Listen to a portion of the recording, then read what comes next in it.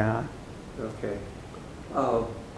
When did you first come to Boulder County, and discuss your early impressions of Boulder and Boulder County? Well, in 1970, actually before 1970, I guess in the late 60s, well, let me go back up a little bit. There were two professors, one by the name of Bob Hunter and then Howard Higman. They were professors that were doing VISTA work. They went to do VISTA work in the San Luis Valley in the late 60s, I believe. So when Howard Higman and Bob Hunter were there, and there was another person involved, and that was Skip Chase, and Skip Chase was, I believe, one of the first directors of the Colorado Migrant Council. So when they were there, they were working with a lot of the community members in Monte Vista, and they saw a lot of potential that the individuals had. And it was basically men, probably. So they got this idea to create this program called the Migrant Action Program here at the University of Colorado. And they figured that all of these particular individuals would be able to qualify for financial aid, Pell Grants, and all of that, okay?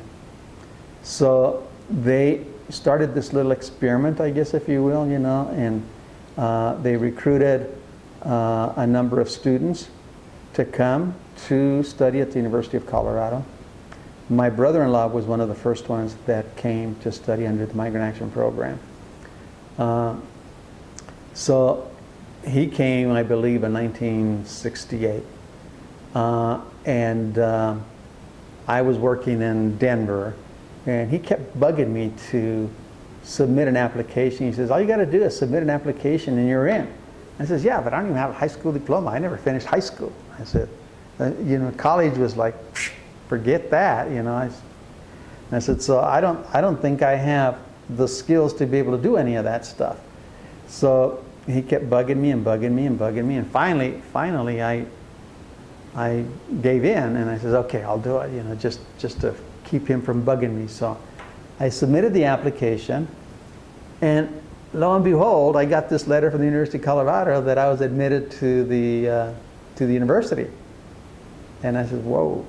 But then after I met with him again, he says, now you got to go get your GED. And I says, I do, yeah. I says, okay. So I went to Emily Griffith Opportunity School in Denver and took my GED test, and took like about 5 hours to get that done, and passed.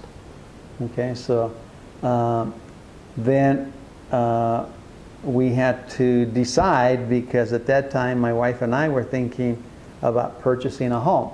And we had already been qualified to purchase a home under some federal program. And we were ready to go close on it, you know. So we sat together and he says, okay, shall we do this or do this?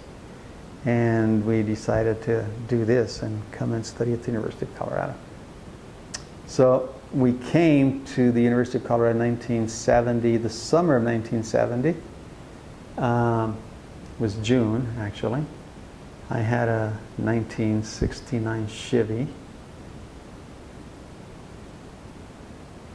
and rented a U-Haul trailer and put whatever little stuff that I could in there, and came to CU because CU had promised family housing, okay, for all the students that were coming in, for the MAP students, and they didn't have any family housing.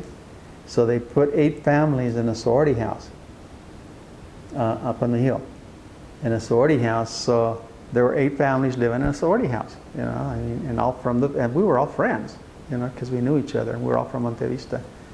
So that was a nice experiment, you know, in terms of co-living, you know, with a bunch of other families. And then we had to move out of the sorority house.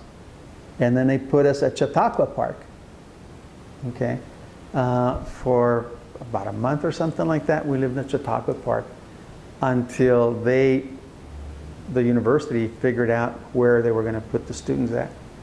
So I ended up at the Quonsets.